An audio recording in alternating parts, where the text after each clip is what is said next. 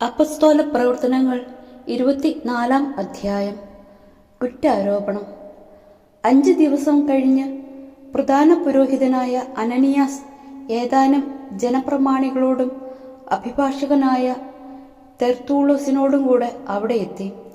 അവർ ദേശാധിപതിയുടെ മുമ്പാകെ പൗലോസിനെതിരായി പരാതിപ്പെട്ടു. അവനെ കൊണ്ടുവന്നപ്പോൾ തെർത്തുളൂസ് ഇങ്ങനെ കുറ്റാരോപണം തുടങ്ങി. അഭിവന്ദ്യനായ ഫെലിക്സെ, നിന്റെ ഭരണത്തിൽ ഞങ്ങൾ വളരെ സമാധാനം അനുഭവിക്കുന്നുവെന്നും നിന്റെ പരിപാലനം വഴി ഈ ദേശത്ത് പല പരിഷ്കാരങ്ങളും നടപ്പാക്കപ്പെട്ടിരിക്കുന്നുവെന്നതും ഞങ്ങൾ എല്ലായിടത്തും എല്ലായ്പ്പോഴും കൃതജ്ഞതാപൂർവം അംഗീകരിക്കുന്നു. നിന്നെ അധികം ബുദ്ധിമുട്ടിക്കണമെന്ന് ഞാൻ ആഗ്രഹിക്കുന്നില്ല. ഞങ്ങൾ ചുരുക്കത്തിൽ പറയുന്ന ഇക്കാര്യം ദയാപൂർവം കേൾക്കണം.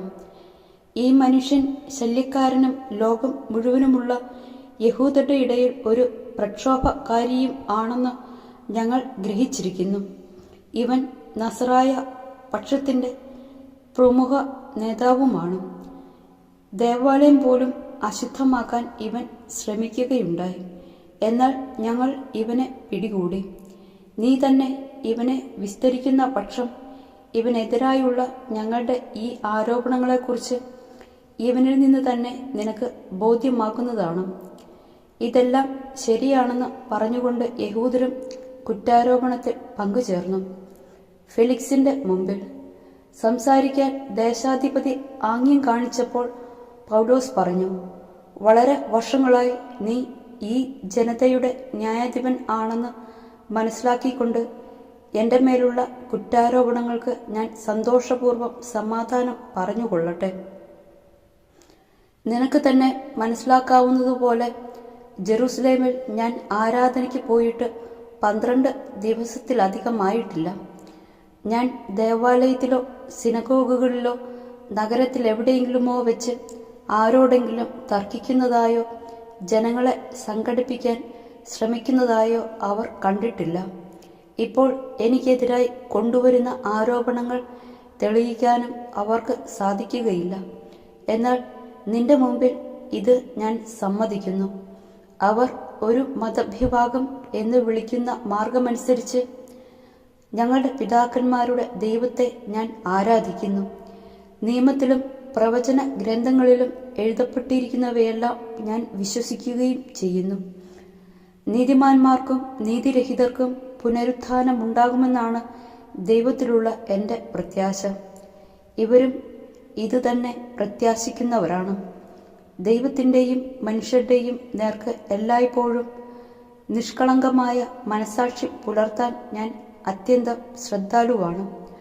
വളരെ വർഷങ്ങൾക്ക് ശേഷം ഞാൻ വന്നത് എൻ്റെ ജനത്തിന് ദാനധർമ്മങ്ങൾ എത്തിക്കാനും കാഴ്ചകൾ സമർപ്പിക്കുവാനുമാണ്. ഞാൻ അത് നിർവഹിക്കുന്നതിനിടയിൽ ശുദ്ധീകരണം കഴിഞ്ഞ് ദേവാലയത്തിലിരിക്കുമ്പോഴാണ് ഇവർ എന്നെ കണ്ടത്. എൻ്റെ കൂടെ ജനക്കൂട്ടമൊന്നും ഇല്ലായിരുന്നു, ബഹളമൊന്നും ഉണ്ടായതുമില്ല. എന്നാൽ അവിടെ ഏഷ്യക്കാരായ ചില യഹൂദന്മാരുണ്ടായിരുന്നു. അവർക്ക് എൻ്റെ പേരിൽ എന്തെങ്കിലും പരാതി ഉണ്ടായിരുന്നെങ്കിൽ അവർ നിന്റെ മുമ്പിലെത്തി അത് സമർപ്പിക്കേണ്ടതായിരുന്നു. അല്ലെങ്കിൽ ഞാൻ ആലോചനാ സംഘത്തിൻ്റെ മുമ്പാകെ നിന്നപ്പോൾ എന്തു കുറ്റമാണ് എന്നിൽ കണ്ടതെന്ന് ഈ നിൽക്കുന്നവർ പറയട്ടെ. മരിച്ചവരുടെ പുനരുത്ഥാനം സംബന്ധിച്ചാണ് ഇന്ന് നിങ്ങളുടെ മുമ്പിൽ ഞാൻ വിസ്തരിക്കപ്പെടുന്നത് എന്ന് അവരുടെ നടുക്ക് നിന്നപ്പോൾ വിളിച്ചു പറഞ്ഞതൊഴികെ മറ്റൊരു കുറ്റവും ഞാൻ ചെയ്തിട്ടില്ല. മാർഗത്തെക്കുറിച്ച് കൂടുതൽ നന്നായി അറിയാമായിരുന്ന ഫെലിക്സ് ആകട്ടെ, സഹസ്രാധിപനായ ലീസിയാസ് വന്നിട്ട് നിങ്ങളുടെ കാര്യം ഞാൻ തീരുമാനിക്കാം എന്ന് പറഞ്ഞുകൊണ്ട് വിസ്താരം മറ്റൊരു അവസരത്തിലേക്ക് മാറ്റിവെച്ചു.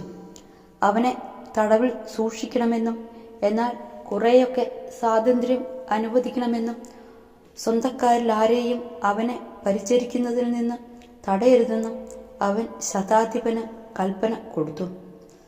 ഫെലിക്സിന്റെ തടങ്കലിൽ കുറേ ദിവസങ്ങൾ കഴിഞ്ഞപ്പോൾ ഫെലിക്സ് യഹൂദയായ ഭാര്യ ദ്രുസില്ലയോടൊപ്പം വന്ന പൗലോസിനെ വിളിപ്പിച്ച് യേശുക്രിസ്തുവിലുള്ള വിശ്വാസത്തെക്കുറിച്ച് അവനിൽ നിന്ന് കേട്ടു. അവൻ നീതിയെക്കുറിച്ചും ആത്മനിയന്ത്രണത്തെക്കുറിച്ചും വരാനിരിക്കുന്ന ന്യായവിധിയെക്കുറിച്ചും സംസാരിച്ചപ്പോൾ ഫെലിക്സ് ഭയപ്പെട്ട് ഇങ്ങനെ പറഞ്ഞു: തൽക്കാലം നീ പൊയ്ക്കൊള്ളുക. ഇനിയും എനിക്ക് പൗലോസിൽ നിന്ന് കൈക്കൂലി കിട്ടുമെന്ന് അവൻ പ്രതീക്ഷിച്ചു. അതിനാൽ പലപ്പോഴും അവൻ പൗലോസിനെ വരുത്തി സംസാരിച്ചിരുന്നു.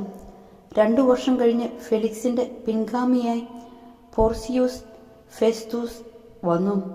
യഹൂദരോട് ആനുകൂല്യം കാണിക്കാൻ ആഗ്രഹിച്ചതിനാൽ ഫെലിക്സ് പൗലോസിനെ തടവുകാരനായി തന്നെ വിട്ടിട്ടുപോയി.